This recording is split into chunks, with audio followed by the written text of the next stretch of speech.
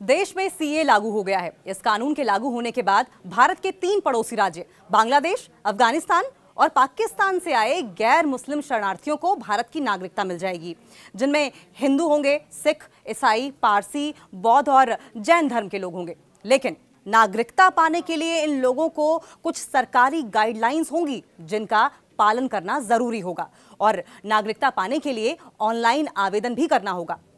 कुछ जरूरी शर्तें भी होंगी जिसके बाद ही नागरिकता मिल पाएगी।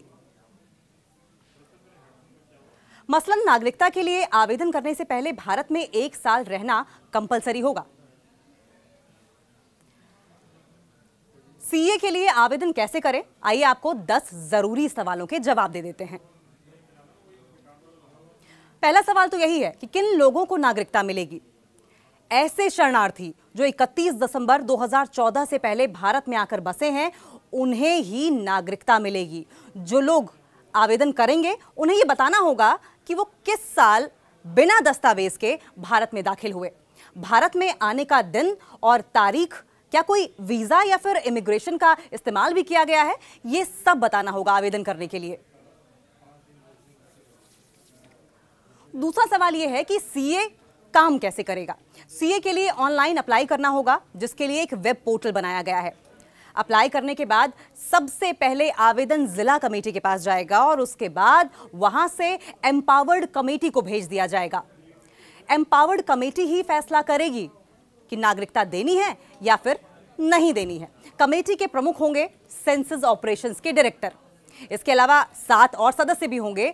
इनमें फॉरेन आईबी, पोस्ट ऑफिस और इसके अलावा रीजनल रजिस्ट्रेशन ऑफिस और राज्य सूचना अधिकारी भी शामिल होंगे। तीसरा सवाल यह है कि सीए के लिए कौन से जरूरी दस्तावेज लगेंगे। नागरिकता पाने के लिए शेड्यूल 1A के तहत 9 तरह के दस्तावेज लगेंगे, जबकि शेड्यूल 1B के तहत 20 तरह के दस्तावेज मांगे गए हैं और शेड्यूल 1C के तहत एक शपथ पत्र देना होगा। सबसे पहले तो यह बताना पड़ेगा कि इन 3 देशों से आए शरणार्थी किस देश से आए हैं, यानी कि इन तीनों देशों में से किसी एक देश के वो निवासी थे, ये बात साबित करनी होगी। और इसके लिए वहां का बर्थ सर्टिफिकेट, वहां का पासपोर्ट, ड्राइविंग लाइसेंस, शैक्षणिक प्रमाण पत्र या फिर जमीन से जुड़े डॉक्यूमेंट भी दिखाए जा सकते हैं। लेकिन इसके अलावा आवेदन करने वाले भारत सरकार की ओर से जारी किए गए राशन कार्ड, आधार कार्ड या फिर PAN card, driving licence, birth certificate, बिजली या फिर पानी का बिल, जमीनी दस्तावेज या फिर मैरिज सर्टिफिकेट दिखाकर भी आवेदन कर सकते हैं। चौथा सवाल यह है कि अगर आपके पास दस्तावेज ही ना हो तो फिर आप क्या करेंगे। फॉर्म भरने के डॉक्यूमेंट होने जरूरी हैं। आप डॉक्यूमेंट न होने के कारण भी बता सकते हैं कि आपके पास डॉक्यूमेंट आखिर किस वजह से नहीं है। इसके अलावा अगर आप किसी राज्य में रह रहे हैं या फिर किसी राज्य में रहना चाहते हैं तो वहां के नियमों के मुताबिक मूल निवासी सर्टिफिकेट को आप हासिल कर सकते हैं। पांचवा सवाल यह है कि फॉर्म में क्या जरूरी जानकारी भरनी होगी। फॉर्म में अपने माता पिता या फिर पति का नाम भरना होगा, भारत में आप कब से रह रहे हैं, कहां रह रहे हैं, कौन से देश से आए हैं, किस धर्म से संबंध रखते हैं और भारत में आने के बाद आप काम क्या करते हैं, ये सभी जानकारी देनी होगी। वहीं छठा सवाल यह है कि क्या शादीशुदा लोगों और गैर शादीशुदा लोगों के लिए अलग अलग फॉर्म भरने होंगे। इसका जवाब है हाँ, अलग अलग फॉर्म भरने होंगे। वेब पोर्टल पर इसके लिए अलग से फॉर्म उपलब्ध भी कराए गए हैं।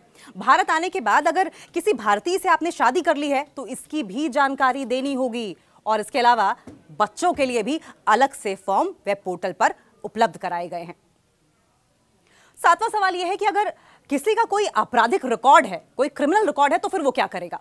अगर किसी की कोई क्राइम हिस्ट्री रही है तो उसकी जानकारी देनी पड़ेगी। अगर सरकार मुनासिब समझेगी तो नागरिकता दे दी जाएगी। लेकिन नागरिकता देने से अगर खतरा महसूस हुआ या खतरा महसूस होने का अंदेशा हुआ तो इस आवेदन को कैंसिल भी किया जा सकता है। 8वां सवाल यह है कि क्या किसी की नागरिकता छीनी भी जा सकती है, तो इसका जवाब है नहीं, बिल्कुल नहीं, किसी की नागरिकता नहीं छीनी जाएगी। 9वां सवाल यह है कि नागरिकता मिल जाने पर नागरिकता का सर्टिफिकेट आखिर हासिल कैसे करेंगे। फॉर्म में अपने बारे में सभी जानकारी सही भरने के बाद अपने सिग्नेचर करने होंगे। अगर जानकारी झूठी, गलत, दस्तावेज फर्जी पाए गए तो फॉर्म कैंसिल भी किया जा सकता है। अगर आवेदक को हार्ड कॉपी यानी कि पेपर वाला फॉर्म चाहिए होगा तो वो भी उपलब्ध कराया जाएगा। जो नागरिकता का सर्टिफिकेट होगा उस पर डिजिटल रूप से हस्ताक्षर किए जाएंगे, उसको डिजिटल रूप से हस्ताक्षरित किया जाएगा। सर्टिफिकेट पर अधिकार प्राप्त समिति के हस्ताक्षर ही हो सकते हैं और इसी समिति द्वारा देशीयकरण का एक डिजिटल प्रमाण पत्र जारी किया जाएगा जो आपको मुहैया करवाया जाएगा। 10वां और अंतिम सवाल यह है कि क्या नागरिकता के लिए कोई शर्त होगी? तो इसका जवाब है हाँ, होगी।